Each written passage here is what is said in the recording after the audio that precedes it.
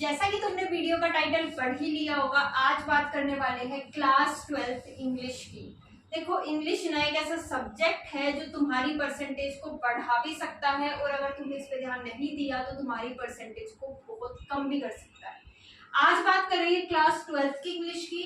11th वाले अगर देख रहे हैं तो वो लिटरेचर वाला सेक्शन देख सकते हैं, क्योंकि देखो लिटरेचर तो लिटरेचर होती है ना। इंग्लिश में लिटरेचर के चैप्टर्स अलग हो सकते हैं तुम्हारे और 12th वालों के, लेकिन जो स्ट्रेटेजी होती है, जो प्रोसेस होता है पढ़ने का, वो सेम होता है। ग्रामर का और जो तुम्हारा फर्स्ट सेक्शन ए होता है जिसमें तुम्हारे रीडिंग कॉम्प्रीहेंशन आते हैं, वो मैं तुम्हें तुम्हारे सिलेबस के हिसाब से अलग से वीडियो बनाऊंगी। अगर तुम देखना चाहते हो तो सिर्फ सेक्शन सी देख सकते हो। तो क्लास 12th की अगर बात करते हैं तो तुम्हारा सिलेबस जो है मैंने यहाँ लिख दिया है।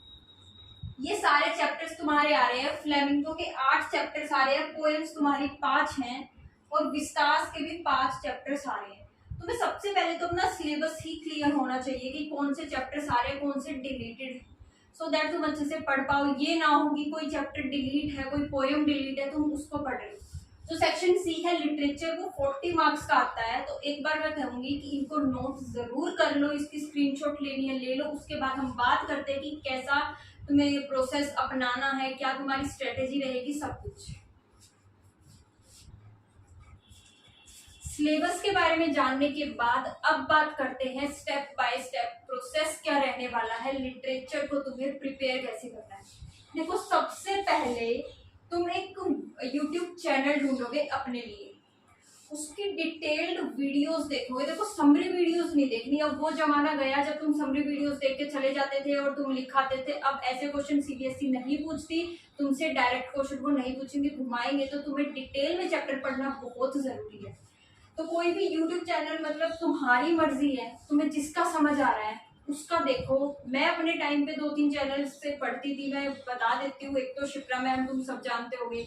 एड्यू कैप्टन ने भी बहुत अच्छी वीडियोस बनाई हुई है, लेकिन अगर उनकी देखो तो पुरानी वीडियोस मैं रिकमेंड करूंगी। और एक चैनल सीबीएसई सिंप्लीफाइड भी था। तो ये 2-3 चैनल से मैं पढ़ती थी अपने टाइम पे। तुम्हारी मर्जी, तुम पढ़ सकते हो, लेकिन समरी वीडियोस नहीं देखनी। मैं फिर कह रही हूँ, देखो अगर समरी वीडियोस का यूज करना है ना तो कैसे कर सकते हो, चैप्टर को पढ़ने से पहले, शुरू करने से पहले, ताकि तुम्हें एक ओवरव्यू पता लग जाए कि चैप्टर में है क्या। फिर जब तुम उसको लाइन बाय लाइन रीड करोगे ना तो तुम्हें अच्छे से समझ में भी आ जाएगा, क्योंकि बहुत सारे चैप्टर्स ना तुम्हें कंफ्यूजिंग लगने वाले हैं। डरा नहीं रही, बस बता रही हूँ। तो सबसे पहला स्टेप क्या होगा, यूट्यूब वीडियो को डिटेल में देखोगे और लाइन बाय लाइन रीडिंग करना जरूरी है। एनसीईआरटी की इंग्लिश के लिए फालतू की कोई बुक लेने की जरूरत नहीं है। 2 ही बुक काफी है तुम्हारी, एनसीईआरटी, फ्लेमिंगो और विस्तास, बस। उससे ज्यादा कुछ मत लो।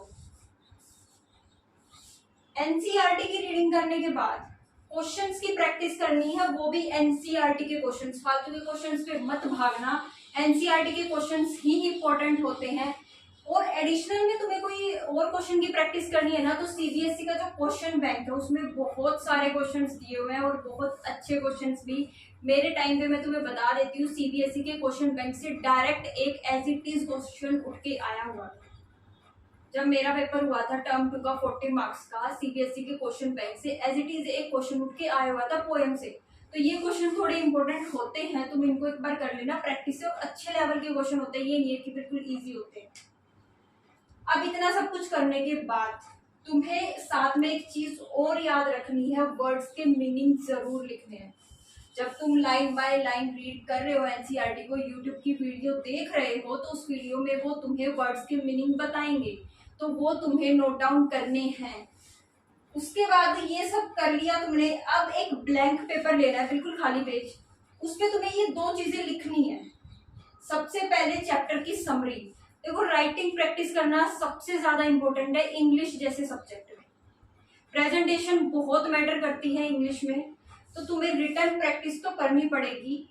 एनसीईआरटी के क्वेश्चंस की करो और समरी जरूर लिख देना, तुम्हें चैप्टर याद हो जाएगा कि चैप्टर में है क्या। हर वो छोटी से छोटी चीज जो तुम्हें याद आ रही है, सब कुछ ब्लैंक पेपर पे लिख दो। जैसी भी इंग्लिश है तुम्हारी, टूटी फूटी जैसी भी आती है, लिख दो, बस प्रैक्टिस करनी है। और ऑथर के नेम की एक लिस्ट बनानी है। ये क्या होगी, लिस्ट होगी एक ब्लैंक पेपर पे ना, पूरे सिलेबस के जैसे जैसे चैप्टर तुम खत्म करते जा रहे हो उस लिस्ट में ऐड कर दो ऑथर का नाम। ये तुम्हें बहुत काम आएंगी चीजें एग्जाम टाइम पे। जब तुम्हारा एग्जाम होगा, रिवीजन करने के लिए तुम्हारा टाइम बचेगा, बुक में जाके देखना नहीं पड़ेगा इस चैप्टर के ऑथर का नाम क्या है, और क्वेश्चंस में भी यूज कर सकते हो। वो एक इंग्लिश के प्रेजेंटेशन की मैं वीडियो बाद में बनाऊंगी, एग्जाम से 1-2 महीने पहले बना दूंगी, वहां पे इसका बहुत काम आएगा ऑथर के नेम का, और 1-2 मार्क्स में क्वेश्चन आ भी सकता है। तो ये लिटरेचर सेक्शन की बात होगी। अब बात करते हैं ग्रामर सेक्शन की। जो हमारा जो राइटिंग सेक्शन है ना, वो 18 मार्क्स का आने वाला है। अब ये सारे टॉपिक्स तुम्हें कवर करने हैं। सबसे पहले नोटिस बहुत इजी होता है, तुम्हें पता ही होगा। फॉर्मल या फिर इनफॉर्मल इनविटेशन भी आ सकता है, और फॉर्मल या इनफॉर्मल रिप्लाई भी आ सकता है। लेटर में तुम्हारे 2 टाइप्स हैं, जॉब एप्लीकेशन और एडिटर। रिपोर्ट या आर्टिकल में से एक आएगा, मतलब दोनों आएंगे, करना एक होगा। और नोटिस में भी चॉइस आएगी तुम्हारी, 2 नोटिस दिए होंगे, जो सा टॉपिक तुम्हें पसंद आ रहा है वो तुम कर सकते हो। अब देखो राइटिंग सेक्शन में ना सिर्फ 2 ही चीजें इंपॉर्टेंट है, 2 ही चीजें मैटर करती है। सबसे पहले तुम्हें नोट्स बनाने हैं फॉर्मेट के, क्योंकि टीचर नंबर काटेगा ना राइटिंग सेक्शन में, सबसे पहले फॉर्मेट को ही देखेगा। अगर फॉर्मेट क्लियर है, नीट एंड क्लीन है, सब कुछ मतलब सही से बना हुआ है, नोटिस में तुमने बॉक्स बनाया हुआ है, डेट का फॉर्मेट क्या है, लेटर में तुम्हें यहाँ पे बायोडेटा बनाना होगा, जिसको रेज्यूमे भी कहते हैं, उसका भी फॉर्मेट क्या है, तुमने कैसे सब कुछ प्रेजेंट किया है, राइटिंग सेक्शन में बहुत ज्यादा इंपॉर्टेंट है। उसके बाद जो दूसरी बात है वो है प्रैक्टिस। देखो इन चीजों की ना जितनी ज्यादा प्रैक्टिस करोगे ना, उतना तुम्हें लिखना आएगा। कॉन्सेप्ट देखो, मतलब कॉन्सेप्ट तो क्या इसमें फॉर्मेट ही होते हैं। तुम्हें खुद की अंडरस्टैंडिंग से खुद की क्रिएटिविटी दिखानी है, तुम कैसे चीजों को प्रेजेंट करते हो, कैसे अपने पॉइंट ऑफ व्यू को प्रेजेंट करते हो एग्जाम में। तो सिर्फ राइटिंग सेक्शन में यही 2 चीजें इंपॉर्टेंट है। नोट्स बनाना मत भूलना, हर छोटी से छोटी चीज नोट्स में लिख लेना राइटिंग सेक्शन में, हर एक फॉर्मेट को। अब रिपोर्ट और आर्टिकल में से एक कर लो, तुम्हारी मर्जी है। लेटर में ना मेरी रिकमेंडेशन रहेगी तुम जॉब एप्लीकेशन वाला करना, क्योंकि ये थोड़ा सा मतलब अच्छे से पेज भी भर जाएंगे और बहुत इजी भी होता है, बहुत इजी होता है। नोटिस तो इजी होता ही है, 2 नोटिस आएंगे, जो टॉपिक तुम्हें पसंद आ रहा है वो कर लेना, और इनविटेशन रिप्लाई भी इजी होते हैं। तो राइटिंग सेक्शन में इतनी ज्यादा प्रॉब्लम नहीं आती, मेन प्रॉब्लम हमें रीडिंग कॉम्प्रीहेंशन में आती है। तो चलो अब उसकी बात करते हैं। सेक्शन ए की बात करें तो 22 मार्क्स का होने वाला है सेक्शन ए में, जिसमें तुम्हें अनसीन पैसेजेस देखने को मिलेंगे। 2 तरह के क्वेश्चंस पूछे जाएंगे, एमसीक्यूज और शॉर्ट आंसर टाइप क्वेश्चंस। अब अनसीन पैसेज में सबसे बड़ी दिक्कत हमें समझ में नहीं आता, अनसीन पैसेज करने का तरीका क्या होता है। सबसे पहले वो बताती हूँ। जब भी तुम्हारे सामने अनसीन पैसेज होगा, तुम्हें सबसे पहले क्वेश्चन पढ़ना है। ये बात मैंने बिजनेस स्टडीज वाली स्ट्रेटेजी वीडियो में भी बताई थी, अगर नहीं देखी है तो जाके देखाओ। सबसे पहले ना क्वेश्चन को पढ़ा करो, उसके बाद तुम केस को, जो तुम्हारा अनसीन पैसेज है, पैराग्राफ दिया होगा, उसको पढ़ना, और साथ साथ तुम्हें क्या करना है, कीवर्ड्स को हाईलाइट। कौन से कीवर्ड्स को हाईलाइट? तुमने क्वेश्चन पढ़ा है, सारे क्वेश्चन तुमने पढ़ लिए, अब तुम्हारे दिमाग में क्वेश्चन तो होंगे ना, भले याद नहीं है, एक तो तुम भूल सकते हो, लेकिन ये तो है कि तुमने पढ़ा था। तुम जब लाइन पढ़ोगे अनसीन पैसेज में कोई भी, तुम्हारे दिमाग में ये बात आएगी कि मैंने इससे रिलेटेड कोई ना कोई क्वेश्चन पढ़ा था।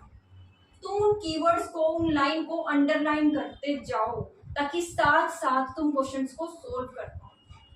ये बेस्ट तरीका है अनसीन पैसेज को सोल्व करने का, और मेरी मानो तो अनसीन पैसेज को हमेशा लास्ट में सोल्व किया करो। सबसे पहले अपना राइटिंग सेक्शन और जो लिटरेचर सेक्शन है ना, उसको कंप्लीट कर लो। अनसीन पैसेज में टाइम लगता है, हमें नहीं पता कितना टाइम लगेगा, कैसा है, हमें पहले पढ़ा नहीं हुआ। जो चीजें हमें आती है सबसे पहले वही करनी चाहिए ना, हर कोई यही कहता है।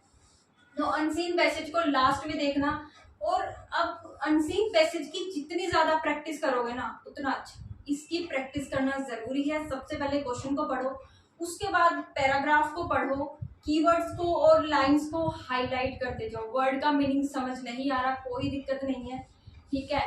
वर्ड का मीनिंग ना लाइन के मीनिंग से तुम निकालने की कोशिश क्या करो। ये सब कब आएगा? जब तुम प्रैक्टिस करोगे। कम से कम रोज 1 या फिर 2-3 दिन छोड़ के 1 या 2 अनसीन पैसेजेस की अभी से प्रैक्टिस करना स्टार्ट कर दो।